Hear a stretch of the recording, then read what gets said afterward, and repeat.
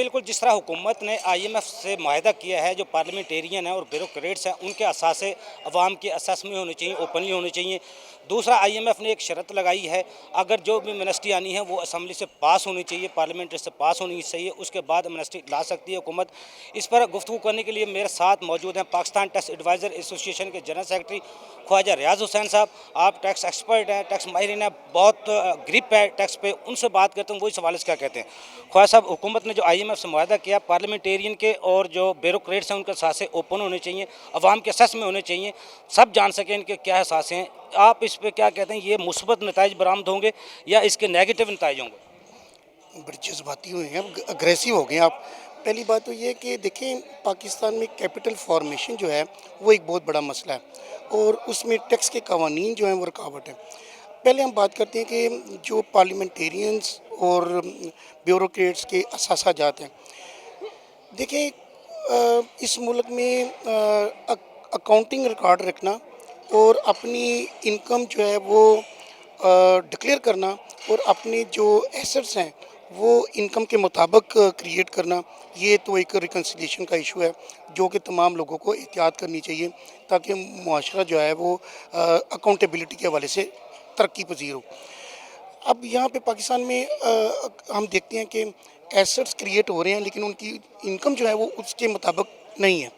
तो ऐसी सूरत में अवाम ये हक़ रखते हैं कि अगर उनके ऑडिट हो रहे हैं, उनकी इंक्वायरीज़ हो रही हैं और उनके एसेट्स जो हैं वो गवर्नमेंट को प्रॉपर्ली डिक्लेयर हो रहे हैं, तो जो हुकूमत को रन करने वाले जो ख़जाने के बेनिफिशरी हैं, यानी बेनिफिशरी वो लोग जो गवर्नमेंट से इस ख़जाने से तनख्वाह लेते हैं या इस ख़जाने को ख़र्च करने का इख्तियार रखते हैं, जो कि सिविल मिलिट्री ब्यूरोक्रेट्स हैं और जुडिशरी है और इसी तरह से आप हमारे पॉलिटिशियंस हैं।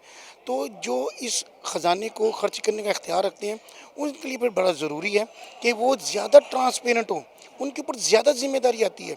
उनको तो अपनी एसेट्स, अपनी फैमिली के एसेट्स जो हैं बड़ी एहतियात से बिल्डअप करनी चाहिए, क्योंकि वो अवाम में, पूरे यूरोप में या पूरे वर्ल्ड में, इस्लामी लिहाज से भी और यूरोपियन हवाले से भी ये होता है कि अगर आपके कोई एसेट्स क्रिएट हो रहे हैं तो आप एक एक पाई, एक एक सिंगल पेनी के जो हैं वो आप उसका ऑडिट करवाती हैं और उसके जवाबदेह होते हैं। ये हमारे मुल्क में रवाज होना चाहिए और जिन लोगों ने मुल्क में हुकूमत करनी है ब्यूरोक्रेसी के ज़रिए से या पॉलिटिशियन बनने के बाद उनको चाहिए कि वो ज़्यादा एहतियात करें और उनके एसेट्स जो हैं वो बिल्कुल रिकनसाइल्ड हों और टैक्स पेड सोर्सेज के बाद बने, या वो अमीर हो जाएं या वो इस मुल्क को चलाने वाले पॉलिटिशियन बने। तो इसके लिए बेहतर ये है कि वो एहतियात करें, नंबर 1। नंबर 2, मुल्क में टैक्स के कवानीन कभी भी अच्छे नहीं रहे, ये एक ओपन सीक्रेट है, इसके ऊपर बड़ी बहस करने की ज़रूरत है। वक्त के साथ साथ टैक्स के साथ अवेयरनेस लोगों की बढ़ी है, टैक्स का हमारा बिज़नेस भी बढ़े हैं, नंबर ऑफ क्लाइंट्स भी बढ़े हैं, कई 100 गुना टैक्स के वकील भी नए आए हैं। टैक्स कोर्ट्स को बहुत काम करना पड़ा है। आज हमारे चेयरमैन ट्रिब्यूनल इंडियन रेवेन्यू के जो हमारे चेयरमैन साहब हैं शाहिद मसूद मंजर साहब, उन्होंने फरमाया कि पूरे पाकिस्तान में 22 करोड़ लोगों के लिए 21 बेंचेस हैं, यानी 42 मेंबर हैं पूरे पाकिस्तान में, जो लाहौर, कराची, इस्लामाबाद, पेशावर में, कोयटा में बेंचेस करते हैं। तो ये बहुत कम तादाद है। फिर उन्होंने अपने स्टाफ की कमी और जो लोग उनके टाइपिस्ट होते हैं, PA होते हैं, उनकी भी कमी का और उनकी कम्पिटेंसी का भी उन्होंने शिकवा किया, जो कि बिल्कुल सही है। गवर्नमेंट को ये चाहिए कि एपीलेट ट्रिब्यूनल के मेंबर्स की तादाद बढ़ाएं। जिस तरह ख्वाजा रियाज हुसैन साहब बता रहे थे, ये एक मुस्बत इकदाम है, होना चाहिए। अगर आवाम टैक्स देती है, बड़े बिजनेस में टैक्स देते हैं, उनके सासे अगर ओपन है, आवाम के सस में है, तो ब्यूरोक्रेट्स के और पार्लियामेंटेरियन के क्यों नहीं? इससे एक अच्छी रवायत बरकरार होगी। ख्वाजा साहब, दूसरा, IMF ने एक शर्त लगाई है, अब जो भी एमनेस्टी आएगी वो पार्लियामेंट से पास होगी, असम्बली से पास होगी, उसके बाद नाफिजुल अमल होगी। आप देखते हैं पार्लियामेंट से या असम्बली से जो एमनेस्टी पास होगी वो सब के लिए यकसा होगी। जैसे साबका अदवार में, माजी में, वो ख़ास तबके के लिए जो भी एमनेस्टी आई हैं, ख़ास तबके के लिए आई हैं। टैक्स एमनेस्टी है क्या? टैक्स एमनेस्टी से मुराद अगर कोई लोग ये लेते हैं कि ये टैक्स चोरों को रास्ता दिया जाता है तो वो कम फहम है। टैक्स एमनेस्टी का मतलब ये होता है कि आपकी टैक्स मशीनरी जो है वो बहुत ज़्यादा नहीं है, कम्पिटेंट नहीं है, फील्ड फॉर्मेशन काम करने की अहलियत नहीं रखती हैं, स्टाफ की कमी है और रिसोर्सेज की और कम्पिटेंसी की कमी है।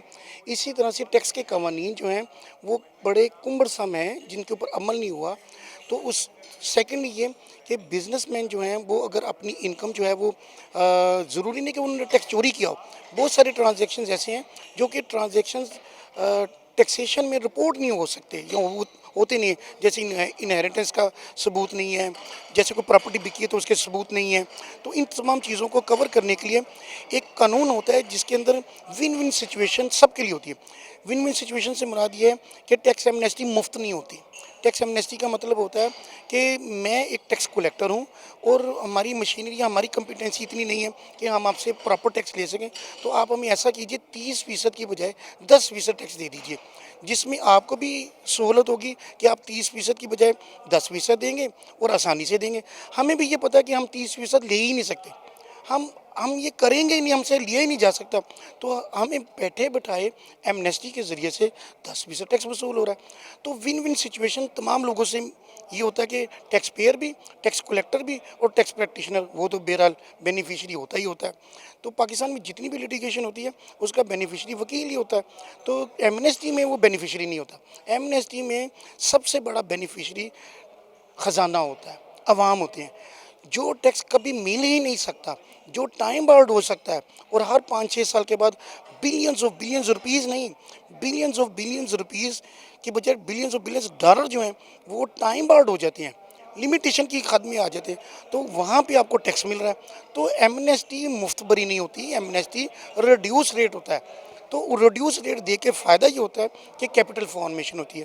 ریڈیوس ریٹ پہ ٹیکس لینے کے بعد یہ ہوتا ہے کہ وہ جو روپیہ پیسہ ہے وہ آپ کا قومی دھارے میں آ جاتا ہے، وہ پبلک منی بن جاتا ہے، وہ بجٹ کا پارٹ بن جاتا ہے.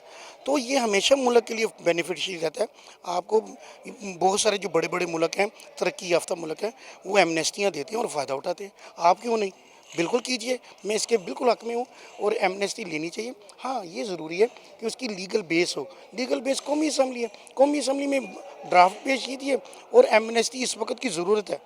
آپ کے ملک میں بہت بڑی کیپٹل فارمیشن رکی ہوئی ہے. اگر ایمنیسٹی میں جائیں گے 5 یا 10% ٹیکس لیجئے، لوگوں کو آسانی دیجئے، بلینز آف روپیز کا ٹیکس اسی مہینے ملے گا انشاءاللہ. جی بالکل، خواجہ ریاض الحسن سے کہ آپ نے گفتگو سنی جو امنسٹی کے حوالے سے کہہ رہے تھے، یہ ایک درست اقدام ہوگا اگر وہ لیگل ہوگی، لیگل، کیونکہ پارلیمنٹ سے جو بھی امنسٹی پاس ہوگی وہ لیگل ہوگی اور اس کا فائدہ حکومت کو اٹھانا چاہیے تاکہ زیادہ سے زیادہ ریونیو اکٹھا کیا جا سکے.